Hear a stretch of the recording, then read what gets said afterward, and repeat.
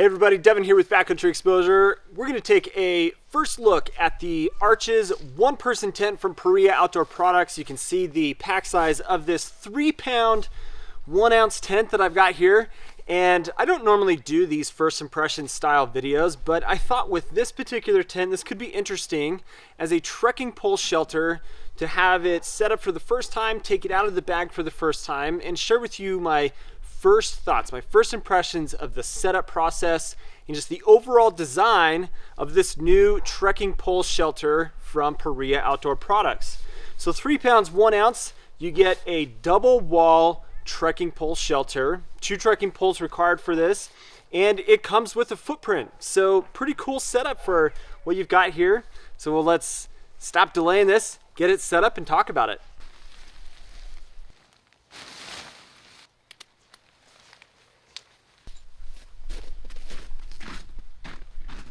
All right, well, I had to stop recording this setup process because there were guidelines and everything to set up. And you know, it's interesting, even with hundreds of times of setting up various different shelter styles, you know what? It's not always the same for every single tent that you have out there. And so it took me a few minutes for me to figure things out, get a correct pitch on this. Got 125 centimeters of height on my poles. And yeah, it took a little bit to figure out the exact pitch style for this Arches one-person tent. I have not unzipped anything yet to see the inside of it, so you're going to see me unzip this for the first time and check things out. So here we go.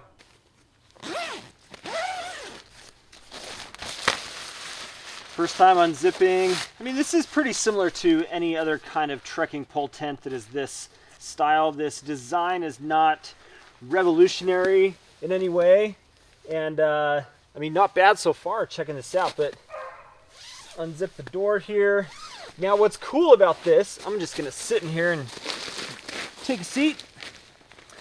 What's cool about this is you've got 2 doors on this one-person tent. So if you're comparing this to like the one-person Lanshan or even the Gossamer Gear 1 shelter, you've got 1 door on those shelters, and here on this one you got 2. So it does require 2 trekking poles, just like the one does. But let's climb inside and see how this goes. All right, so climbing in here, kick off the snow, and let's just first impressions of the overall space inside of the tent. Got a lot of headroom, which is nice for the size that it is. And what I like is the actual width of this tent. It is rectangular shape from the head end to the foot end, so you've got a lot of space that way. So that's nice. And your pocket for the tent is all the way here in the back. You've got hooks on the head end and the foot end that attach to the guy out points on these ends that allow it to pull the mesh away from you. But if I lay down, my feet are pretty close to the bottom of the foot box or the foot end of the tent, and then my head is pretty close up here. But it's nice that these pullouts do increase the space. Again, I've got 2 doors and 2 vestibules, so sitting right here, able to do things like cooking or get my gear stored and all that. So lots of space, and to be able to put that on the other side as well, that's great. It's just awesome that there is that much space in here. So let's talk about some of the specs and features of the tent that I'm seeing so far, just as a first look. This is not a revolutionary design like I mentioned before. There are many tents that share this same design aspect. The duplex, you've got the Lanshan 2, you've got the 2 from Gossamer Gear, you've got several others. There's Hilleberg, lots of different shelters that share this same design concept. And they're all a little bit different. Some of them are single wall shelters. This one happens to be double wall, which I think is nice because it allows for a little bit more modularity with the shelter. I can leave the inner behind and only set up with the rainfly if I want. I can set up with just the inner, which is nice. So I've got that option as well. I've got 90 inches of total length, 36 inches wide from the head end to the foot end. So a lot of space for a one-person tent, which is great because it's nice to have extra space without having to go straight to a 2-person tent to have that space that you want. 2 doors, which is really neat for this type of shelter. You don't see that often on a one-person shelter, so cool to see that. But all of those things add weight to the package. So when you look at this compared to other options, it is definitely not the lightest option on the market, and Paria knows that. And they don't necessarily try to be the most ultralight in everything. They try to create a budget-friendly solution for people to have this type of shelter that doesn't cost hundreds of dollars. So $140 for this, and then another $10 for the 2-person version.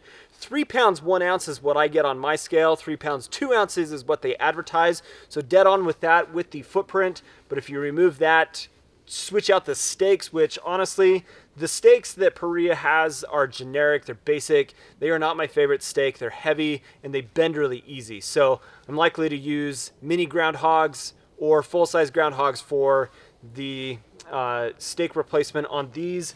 But other than that, you know what? For a trekking pole shelter that's under $200, I'm not going to complain at what this provides for somebody that is not wanting to spend a lot of money to have a lighter weight shelter that's a 1-person roomy shelter. I mean, you got 2 doors, 2 vestibules, and a 1-person shelter. Here's a real quick, simple look at the inside of the shelter with me laying down. I've got my feet where I would lay and my head at the point that it would be.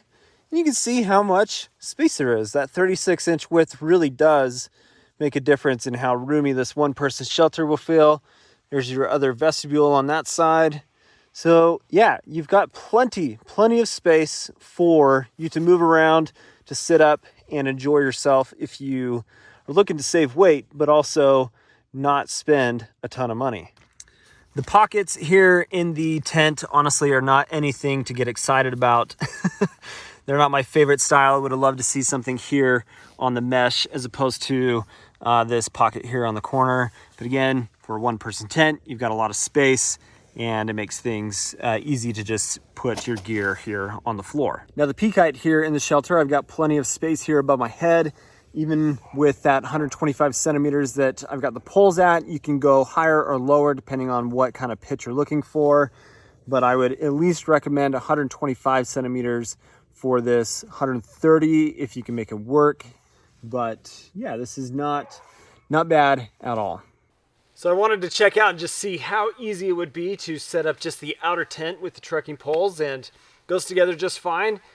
Paria includes extra long guy outlines for you to be able to use. You could easily pitch this in this manner between some trees, or just wrap the cord over top of the trekking pole like I've got it up here. And with those opposing doors on either side, makes getting in and out really easy. And I mean, stargazing, there's a lot of mesh on this. This would make for a really comfortable, nice summer night where you're not going to experience any kind of weather, but you might be wanting to get out of the bugs. So leave the rain fly off, set it up like this. You've got a great, nice, clean place to sleep, stargaze. This is cool. I like it. So to wrap things up here real quick, do I think the Arches is worth checking out? Yeah, I do. And to be honest, the setup process of this was a little bit of a learning curve. I mean, I had to stop filming this setup to kind of figure things out. How do the trekking poles go into the loops at the top?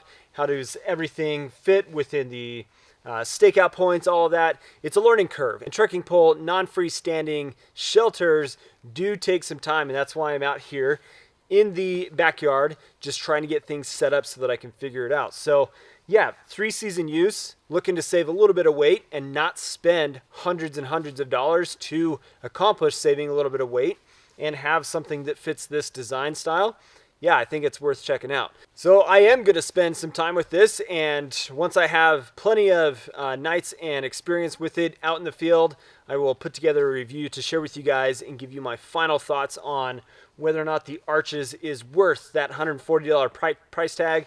And so far, first impressions, I think it's worthy of that. All of the other Paria products have proved to be worthy of that price point, what they are capable of in the conditions that they would be designed for, 3-season backpacking, summer use, that kind of thing. I think it's a great shelter and worth checking out. So with that, we'll look forward to a review in the future. So I appreciate you guys watching. If you're not subscribed to the channel, please do subscribe. Hope you have an awesome day. We'll catch you on the next video. See you later.